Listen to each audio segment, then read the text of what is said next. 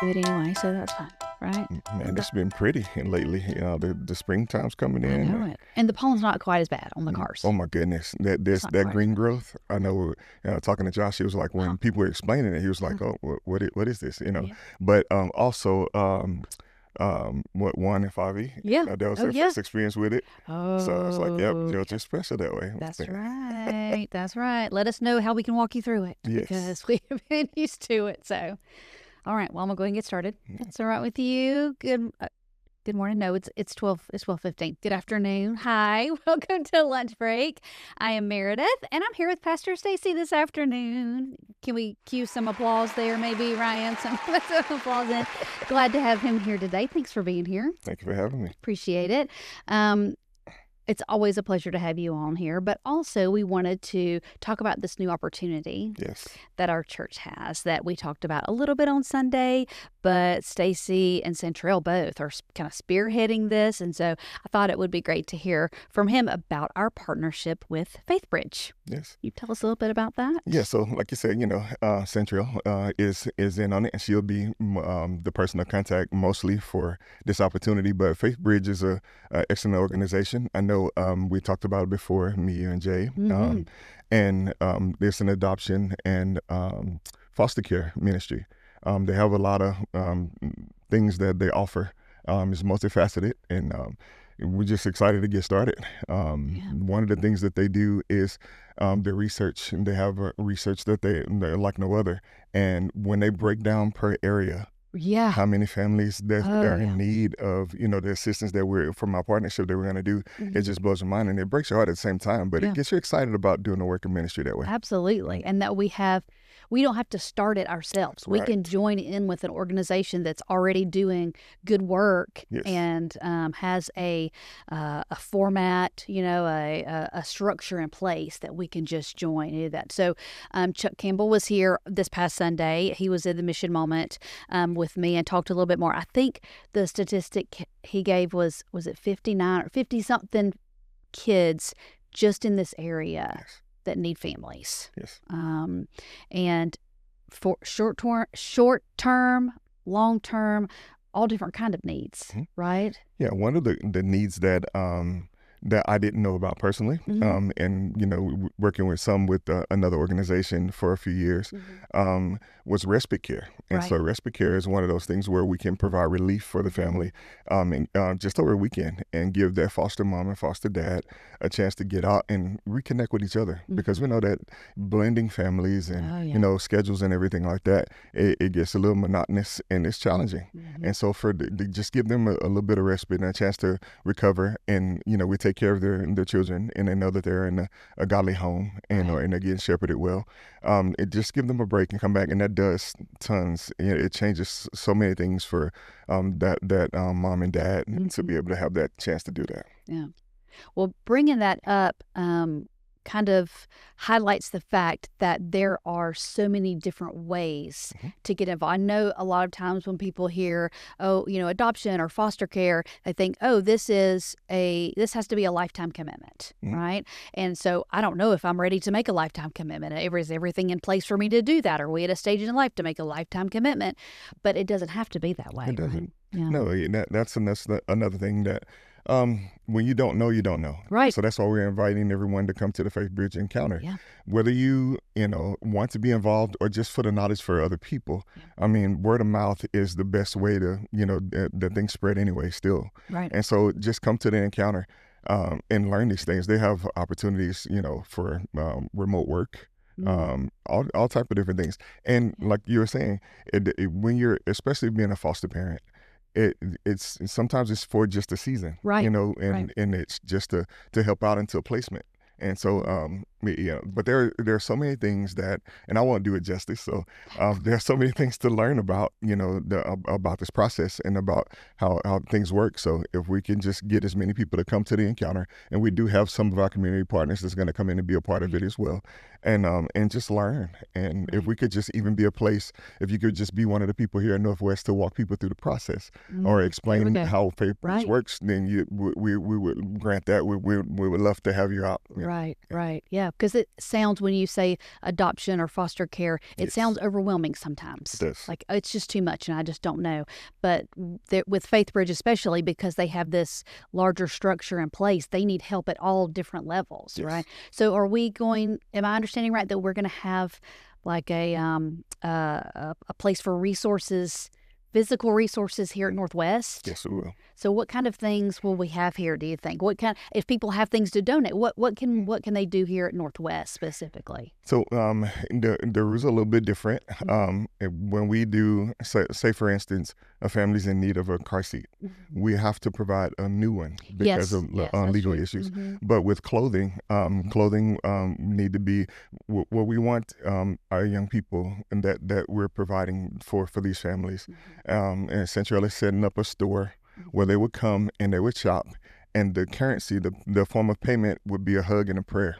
We just want to hug them and pray for them, but because we want them to, to have a sense of dignity in school and things like that, we want the donations to be next to new or new. Absolutely. And so, that's the kind of thing. So, here in the bottom of our annex, we'll be setting up for exactly that, and it'll just be for our partners, our family, our adoptive, or foster parents to bring their young people in to get those resources. Because sometimes they come to the foster families or adopted with nothing. Yes, with nothing. Yeah. And when you have immediate placement, that could be at 2 a.m. because of, they had maybe a law enforcement encounter with the family, and they need immediate placement, and so that family literally will get woken up in the middle of the night and say, "Hey, we need to place someone with you. You're next on the list," and they're being welcoming. They will receive them, but then they don't have a bed. They weren't completely prepared. So those are the things that we're providing. In that space. Sure. So there will be opportunities from being that family that's called in the middle of the night all the way to working, on our resources in our store here. And like you said, remote work, there's just so many opportunities. And so, as Stacey mentioned, we have our encounter this coming Sunday after church at 1:00, right? In the Student Center. Okay. And just to find out a little bit more about FaithBridge and how it works and what the needs are, so that you can see, okay, here's a way God's calling me to help with this ministry. Again, whether it's getting that phone call in the middle of the night, which we need people to do that, but then we also need people to do other things within the structure. So yeah, that's exciting. Yes, very much. I'm very impressed by Chuck. He and his organization. They know what they're doing. Yes, by far. And we've never worked with an organization that under foster care that's so organized. So well connected, and networking is outstanding. Absolutely. So, okay, great. Well, I got you here. I know we started midweek back, our last round of midweeks, our last section of classes before we break for the summer.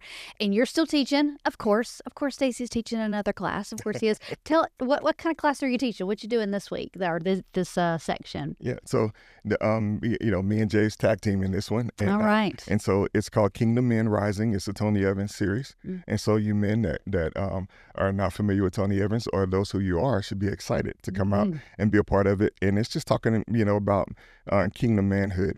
We have so much, terms out there today: toxic masculinity, alpha males, beta males, all of these different things, which that doesn't in the kingdom realm, none of those apply. Right. But what does a biblical man look like? And the fact that we can't afford to be passive, but we don't want to get out and and just impose our will on people, because that's not the way of Christ. Right. So talking about our responsibility as men, and it doesn't stop there. How do we do it? Right. And so we're about practical application. And so this, showing how to be a kingdom man. How do we take that and move the needle from where we are to where we need to be, together. And so that's the focus of this, of our class. Yeah. And I would imagine that any man, whatever walk of life that they are at this moment, could benefit from this, because we can all learn more, And in fact, the women have a class as well. So this section we've divided up. We have one for men and one for women, just trying something different. We've done all kind of different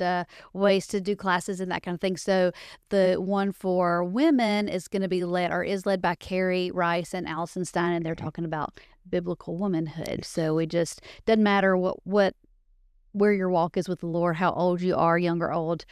There's something for everybody in those classes. Yes. If somebody missed the first or second week, can they still come and absolutely jump in? Yes, it's it's not it's the period of 5 weeks, but jump in anytime, even if you're at week 3, it's still beneficial. And we would love to have you come out. We understand schedules and things like that. Yeah. But yeah, please come. Yeah, somebody just asked me this week. After service, they said, "Oh, we haven't been to Wednesday night because sometimes we can make it and sometimes we can't." And I said, absolutely don't let that stop you. You just come when you can. We have kids programming. We have programming with youth.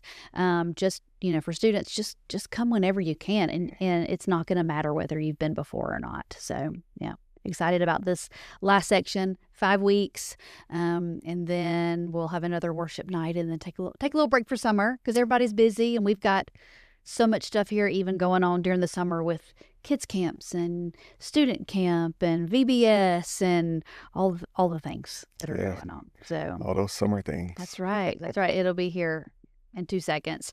We do have some other events coming up in the next few weeks. Men's event, I believe it's this Saturday, right? Saturday. What are they doing this Saturday? Well, what are you doing? We're eating. Well, always, of course, There's nobody does food like Northwest, but we're doing axe throwing as well. So that's always, it's a mobile axe throwing unit. So that's here. That's right here at the building. So guys, come on out. Yeah, that's great. And the women have a brunch coming up soon. I know that that's happening as well. So a lot of great things happening. Just gotta get what? What do you have to find? How do you find the event, Stacey? Where do you look? Well, we have this thing called an app. We do. What's the app? And we do. It's pretty resourceful. Oh, there you go. You just got to get on there, explore it a little bit, figure out where everything is, and you can find all the information there. So yes. All right. Well, thanks for coming and sitting talking with me today. I'm excited about the encounter again this Sunday after church. The FaithBridge encounter, just to get more information. You're not signing up for anything, no obligation. Just come and get some information. So, all right. Well, thanks for being here. I appreciate it. Thanks for having me. Yeah. And thanks for watching Lunch Break, and we'll see you next week.